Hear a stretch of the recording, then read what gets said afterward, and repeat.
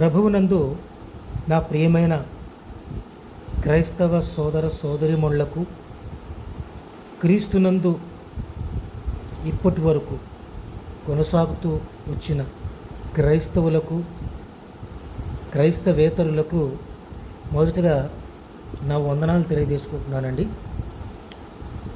So నేను ఒక క్రైస్తవుడిని. క్రీస్తు సువార్తని ప్రకటించడమే నా యొక్క లేదా ప్రతి ఒక్క క్రైస్తవుని యొక్క బాధ్యత ఉన్నది.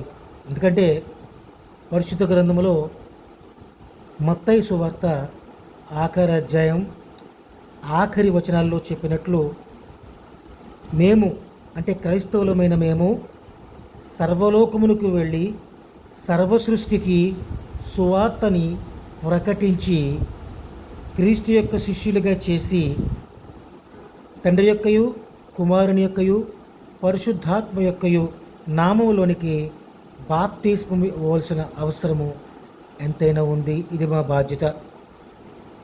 సో ఒక క్రైస్తవుడిగా నేను మారాల అని భావించే ముందు క్రీస్తు యొక్క శిష్యుడిగా మారాలి, క్రీస్తు యొక్క అనుచరుడుగా మారాలి. దానికోసం నేను చేయాల్సింది క్రీస్తు యొక్క బోధనలను నేను ఎల్లప్పుడూ వినాలి, దాన్ని అర్థం చేసుకోవాలి, ఆకళింపు చేసుకోవాలి.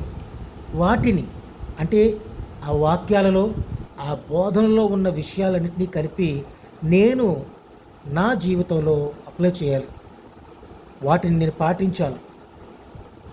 సో కాబట్టి నేనే కాదు, ప్రతి ఒక్క క్రైస్తవం యొక్క బాధ్యత ఉంది క్రీస్తుని పోలిన జీవితాన్ని జీవించాలి.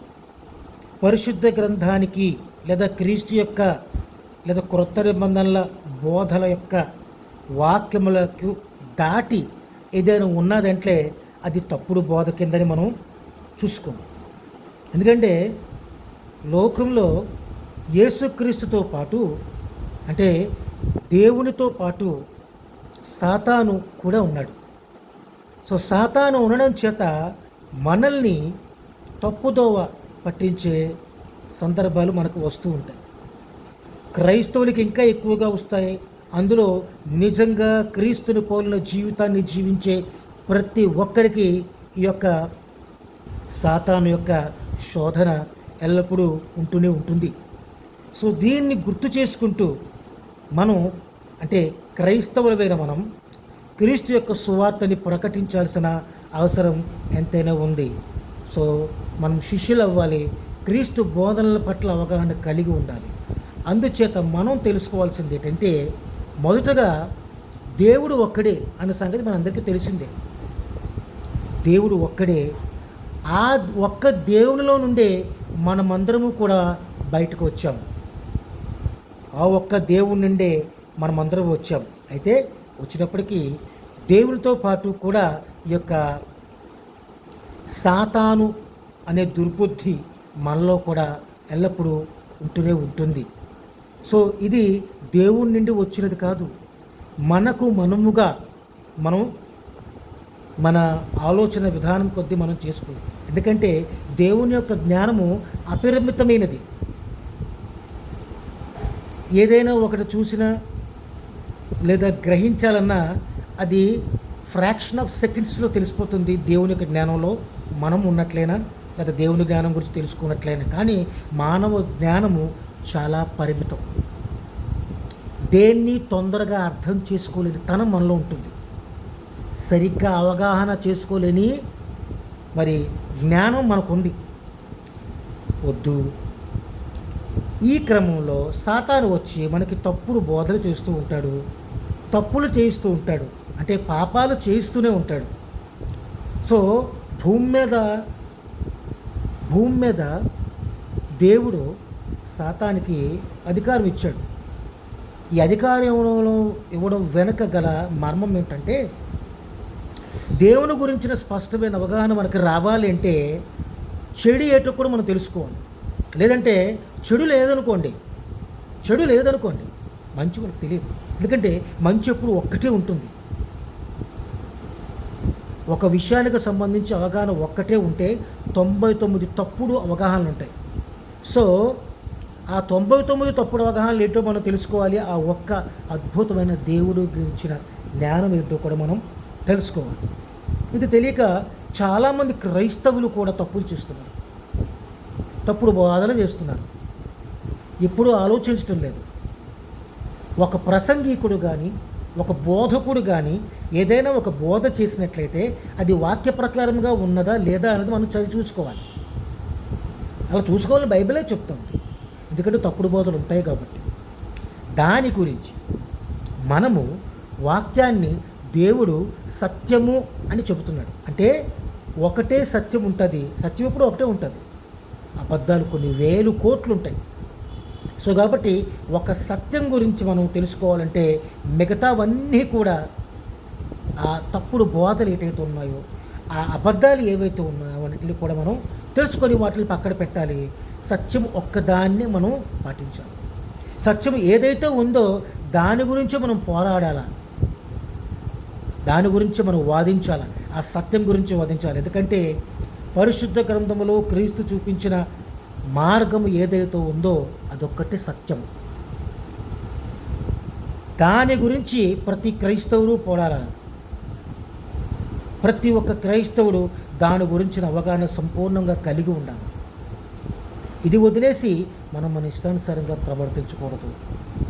ఫర్ ఎగ్జాంపుల్, లోకంలో మన క్రైస్తవులను చూసుకున్నట్లయితే బైబిల్లో లేని పదమైన యేసయ్య అన్న పదాన్ని వాడుతూ ఉంటారు. బైబిల్లో ఉన్న పదం యేసు లేదా క్రీస్తనే లేదా యేసుక్రీస్తనే, అంతే తప్పించి యేసయ్య అనే పదం బైబిల్లో లేదు. పైపెచ్చు మనకి యేసుక్రీస్తు వారు ఒక అన్నదమ్ముడి కింద లెక్క. యేసుక్రీస్తు వారే కాదు, మనతో ఉన్న ఈ సొసైటీ అంతా కూడా, ఈ సమాజం అంతా కూడా మనకి అన్నదమ్ముల వలె ఉండాలి, అక్క చెల్లెళ్ళ వలె ఉండాలి, అక్క తమ్ముళ్ళ వలె ఉండాలి, అన్న చెల్లెళ్ళ వలె ఉండాలి. సో బైబిల్ ప్రకారం చూస్తే మనందరం సహోదరులమై ఉన్నాము. ఎందుకంటే ఒకే తండ్రి నుంచి వచ్చాం, ఒకే దేవుని నుంచి మనందరం వచ్చాం. సో కాబట్టి మనందరం ఈ అవగాహనని కలిగి ఉండాలి. క్రైస్తవులందరూ కూడా ఎవరైనా ఒక బోధ చెప్పినప్పుడు వినండి, అది వాక్య ప్రకారం ఉన్నదా లేదా చూసుకోండి. వాక్య ప్రకారం లేనప్పుడు ఆ బోధ వినకండి. సత్యం గురించి మనం పోరాడే క్రమంలో మనం చేయాల్సింది ఇదొకటి. ఇది మనం ఖచ్చితంగా చేయాలి. సత్యం గురించి మనం మాట్లాడాలి. ఓకేనండి? ఓకే. ఒక్క దేవుని నుండే మనందరం వచ్చాం కాబట్టి దేవుడు ఒక్కడే అని మనం అనుకున్నప్పటికీ ఆ ఒక్క దేవుల్లో ఒక బహుళత్వం మనకు కనిపిస్తుంది.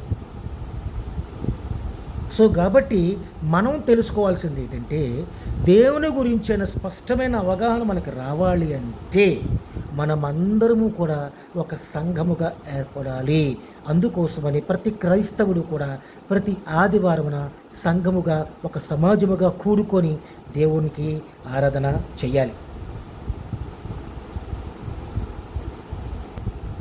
ఈ సంఘం వల్ల మనం తెలుసుకోవాల్సింది ఏంటంటే, ఈ సంఘము ద్వారా మనము మిగిలిన అన్ని జనులకు ఒక్కడైన దేవుడి యొక్క బహుళత్వాన్ని గురించి మనం ప్రస్ఫుటంగా చెప్పే అవకాశం ఉంటుంది. సో సంఘము ద్వారానే మనము క్రీస్తు యొక్క బోధని స్పష్టంగా చెప్పగలం. అందుకోసమనే మనం ప్రతి ఆదివారం మన సంఘముగా కూడుకొని ఆరాధన చేయవలసిన అవసరం ఎంతైనా ఉన్నది.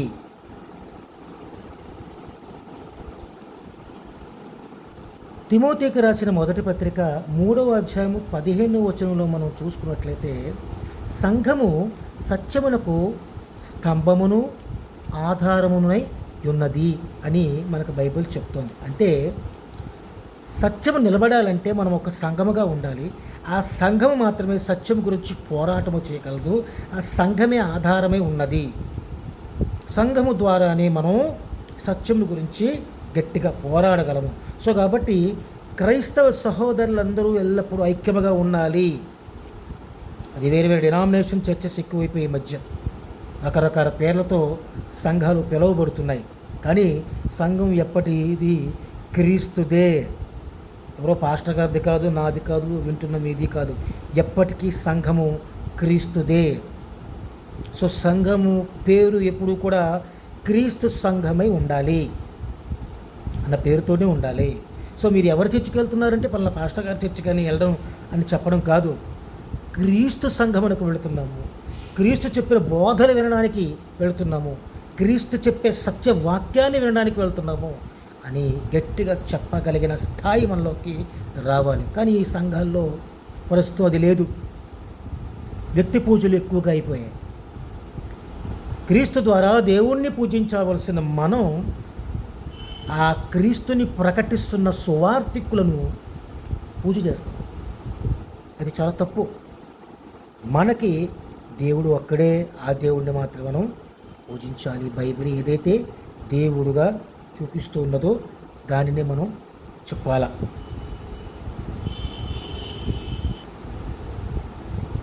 సో జనులందరూ కూడా ఏ విధంగా ప్రవర్తించాలి, ఎలాగ ఉండాలి అన్నదాన్ని తెలియజేయడం కోసమనే తిమోతికి పత్రిక రాస్తూ అపోస్తలుడైన పౌలు మనకి సంఘం యొక్క ప్రాముఖ్యతను తెలియజేస్తున్నాడు.